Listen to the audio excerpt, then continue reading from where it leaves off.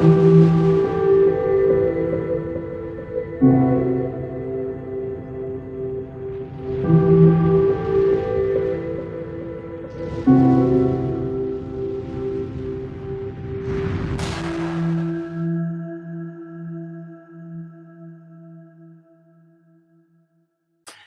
les amis, nous voici à nouveau réunis pour une nouvelle émission de Face à Face. J'avais envie de faire la suite de la machine d'Antoine Prioret qui guérissait le cancer, vous en souvenez?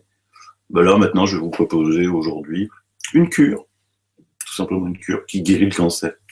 Elle me dira, ah mais il est fou Sylvano. Elle me dit pas la phrase, si c'était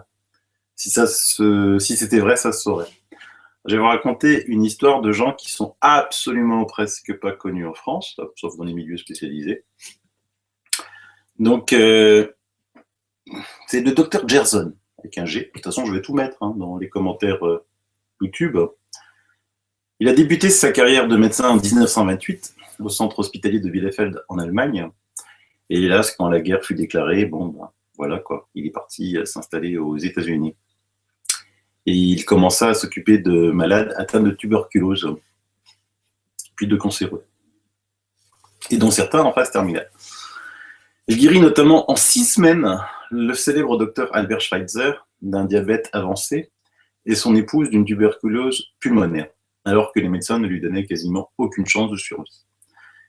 Le docteur Gerson est l'auteur de plusieurs ouvrages dans lesquels il fait part de son expérience. Malheureusement, aucune traduction en français. Je vous donnerai quand même un livre fait par Michel Dogdin sur la cure Gerson-Kelley que je mettrai en commentaire. C'est certainement le livre que j'ai le plus acheté de ma vie, mais chaque fois je le donne. C'est des petits livres qui coûtent 8 €. Et je les donne et voilà quoi. C'est les plus beaux cadeaux que je pense qu'on puisse faire. J'ai cherché pendant longtemps, là, 5-10 minutes, mais j'en ai trouvé plus aucun exemplaire chez moi. Et le docteur Kelley, lui, a été sauvé à 37 ans justement d'un cancer du pancréas grâce à la cure du docteur Gerson. Et il a ensuite voulu apporter sa contribution à la méthode en découvrant l'importance du pancréas. Et donc c'est un travail de synthèse qui a donné la cure Gerson-Kelley. Le docteur Gerson a toujours considéré que la partie la plus importante de l'organisme était l'appareil digestif, et plus spécifiquement le foie. Il dit que le foie, c'est le général du corps. En effet, celui-ci a pour rôle d'éliminer les toxines du corps et de réactiver des enzymes oxydantes essentielles dans la destruction des cellules cancéreuses. Les personnes atteintes d'un cancer ont un appareil digestif en mauvais état. Il est saturé de toxines. Il produit trop peu de sucre digestif et le foie et le pancréas ne fonctionnent plus correctement. En restaurant le système digestif, le reste de l'organisme retrouve son équilibre. Alors, la clinique du Dr Gerson existe, je vous mettrai l'adresse, je vous mettrai aussi son site internet, gerson.org, c'est assez facile. Il est tellement connu qu'il reçoit quasiment plus que des cancéreux en phase terminale. Vous savez, en phase terminale, quand l'hôpital dit « Oh, allez, ce serait quand même mieux d'aller mourir chez vous ».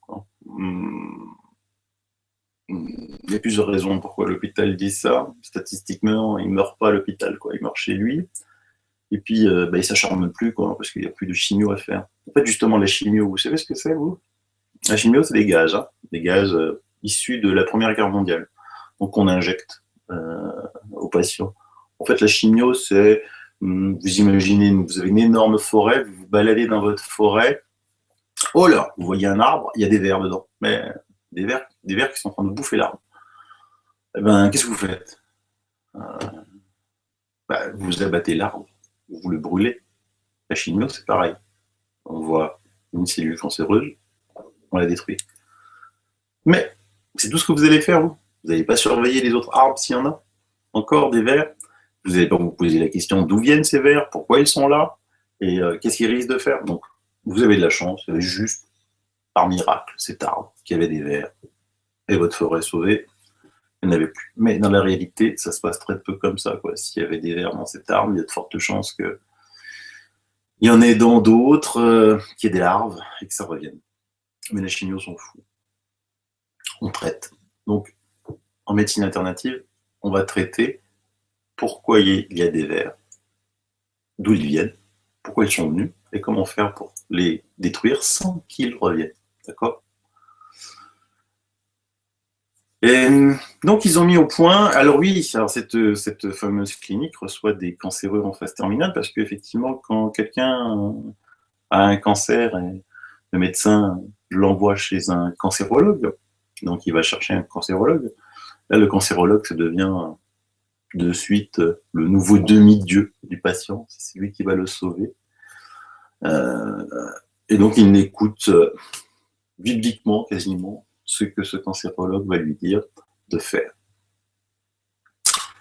Quand le jour, hélas, ça se passe pas bien, parce qu'évidemment, ils ont soigné quand même des cancers, ça se passe pas bien, et puis on lui dit rentrez chez vous, quoi, on va pas s'acharner. Enfin, on dit ça à la famille, parce que la personne n'est plus est trop mal en point pour l'entendre. Ben là, tout s'effondre. Et c'est là que la majorité des gens cherchent des solutions alternatives. Alors, ça peut aller, on peut leur raconter n'importe quoi, sorcier vaudou, tout, ils acceptent de tout entendre, parce que c'est la dernière chance, parce que le demi-dieu a dit rentrez chez vous. Et donc, eux, ils reçoivent beaucoup de cancers, de malades en phase terminale. Alors souvent dans des bruits horribles, parce que vous savez, quand le patient en phase terminale était sous morphine, et ben quand on débranche la morphine, aïe aïe aïe, ça fait mal. On va pas soigner du mal en y injectant encore des médicaments complètement pourris, quoi, et chimiques dans le corps. Ils ont trouvé un truc qui est très vieux finalement, qui date d'avant la guerre 14-18. C'est des lavements au café Arabica bio. Cela peut vous paraître farfelu. Et pourtant, contrairement à la consommation classique de café, les lavements au café sont bénéfiques. Ils ont d'ailleurs été utilisés pendant cette fameuse guerre 14-18 pour atténuer les douleurs des soldats gravement blessés ou amputés. En effet, ils ont un effet calmant et antidouleur. Ils permettent l'ouverture des canaux biliaires, donc ils vont stimuler la bile et facilitent le bon écoulement et l'élimination des substances toxiques. Ils stimulent aussi le système enzymatique et détoxifient le sang. Donc, c'est juste vous pouvez essayer, il n'y a rien de spécial, vous allez voir, vous allez faire une cure d'élimination de toutes vos toxines, assez fantastique. Ils ont calculé que ça sécrète, ça fait un accroissement de près de 650% de la bile. Ensuite, la cure s'articule donc en 7 points, ça c'était un point, le lavement au café Arabica bio, justement, pour surtout ceux en phase terminale, qu'il n'ait plus de douleur. Ensuite, il y a la consommation quotidienne de 13 verres de jus de fruits et légumes frais et bio, évidemment, par lequel il rajouter des pesticides et des fongicides. Alors, c'est des jus de légumes verts, pour commencer. Un mélange pomme-carotte, et jus de fruits au choix, et ainsi de suite, pendant toute la journée. Alors, cette consommation de jus apporte à l'organisme une très grande quantité d'oxygène. On avait vu dans notre émission de Jim Hubble le plus qu'apporte l'oxygène. C'est pour ça que dans toutes ces émissions, vous allez retrouver des petits bouts de l'un et de l'autre. Il n'y a pas de secret. Tout se tient. Parce que le cancer se développe lorsque l'organisme est carencé en oxygène, d'enzymes, de vitamines et de minéraux.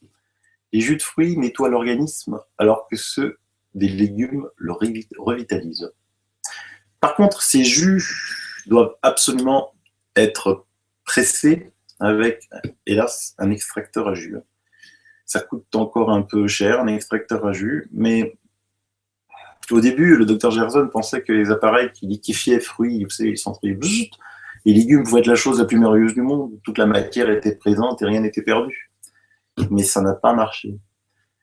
Et un physicien, un jour, lui a expliqué pourquoi. Parce qu'au niveau de l'axe central, ce type d'appareil centrifugeuse génère de l'électricité positive, tandis que le liquide, il est négatif.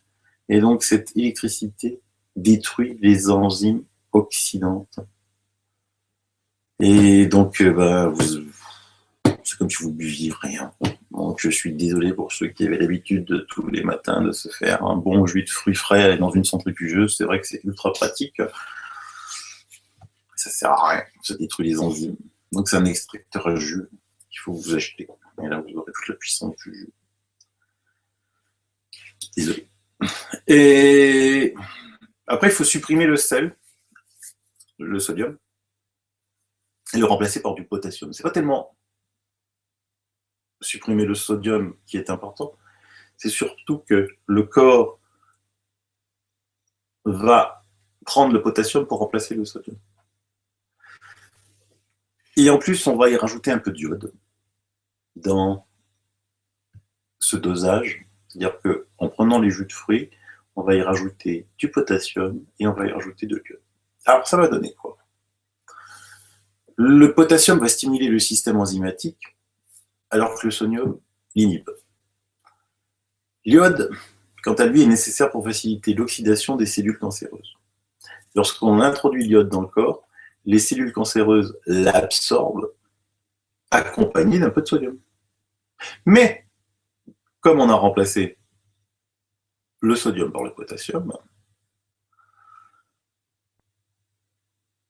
la démarche est suicidaire, puisque le potassium est oxydant, et donc ça va induire l'oxydation des cellules cancéreuses et leur mort. Par contre, une fois détruites, ces cellules doivent évidemment absolument être éliminées, sinon elles empoisonneraient l'organisme. Et c'est là que le foie a de nouveau un rôle clé, car il va permettre leur élimination. Pendant cette cure, il faut absolument supprimer tous les aliments raffinés, industriels, transformés. Il faut manger bio. C'est même pas la peine que je vous le dise. Et ça a un succès phénoménal. Les cancers pris au début sont soignés à 100% avec cette cure. Quand c'est en stade plus avant, mais sans être final, ça dépasse les 85%. C'est une méthode, évidemment, là non plus, il n'y a rien à breveter. On ne va pas breveter les jus de fruits, on va breveter les cafés, les légumes. Donc, il n'y a rien à gagner, ça coûte que dalle. On peut juste breveter peut-être la machine à presser les légumes et les fruits, mais je pense que ça a déjà été fait puisqu'il y en a qui sont en vente. Alors, je ne vais pas vous embêter sur comment ça marche vraiment et y rentrer dans les détails. Du gluconate de potassium, du phosphate de potassium, d'acétate de potassium, tout ça, c'est des solutions qui sont vendues, ils sont ultra prêtes. Le plus simple, c'est d'acheter le livre de Michel Dognat, que je vous mets en lien. Et là, vous allez rentrer dans le détail de comment cela fonctionne chimiquement, toute cette articulation de la cure Gerson-Kelley. Pour moi, c'est pas de faire des émissions qui durent 3 heures pour vous expliquer et puis après vous avez la tête qui est explosée. C'est juste pour vous présenter des choses qui marchent dans tous les domaines, pour toutes les pathologies. Et ensuite, libre à vous, en fonction de, parce que vous n'allez pas vous faire non plus une bibliothèque de 1000 étages, donc en fonction de ce que vous avez besoin, vous achetez des livres que je vous montre. Les personnes en stade terminal qui arrivent à la clinique Gerson, près de 50% sont sauvés. Vous entendez bien? 50% sont sauvés. C'est juste énorme. Celle qui ne peut pas sauver, c'est lesquelles? Eh bien, c'est celles où ils ne peuvent pas rétablir le foie. C'est celles où, quand il arrive, le foie, il est, voilà, comme ça, dur, comme du béton, à cause de la chimio. Et donc là, les patients meurent. Pourtant, les autopsies montrent qu'ils n'ont quand même plus aucune cellule cancéreuse dans le corps. Elles ne sont donc pas mortes d'un cancer, mais d'un foie complètement défaillant. Les cellules hépatiques se renouvellent toutes les 4 à 5 semaines. 5 à 6 semaines pour les patients les plus âgés. Pour restaurer un foie, il faut 12 à 15 nouvelles générations de cellules hépatiques. Donc, vous faites le compte. Ça fait un an et demi. Et donc, une fois qu'on a rétabli le foie, tout va bien. Et des exemples, il y en a des dizaines de milliers. Hein. Tout est expliqué en détail dans ce fabuleux petit livre. Voilà. J'espère avoir aidé quelqu'un. À une prochaine émission. Bye bye.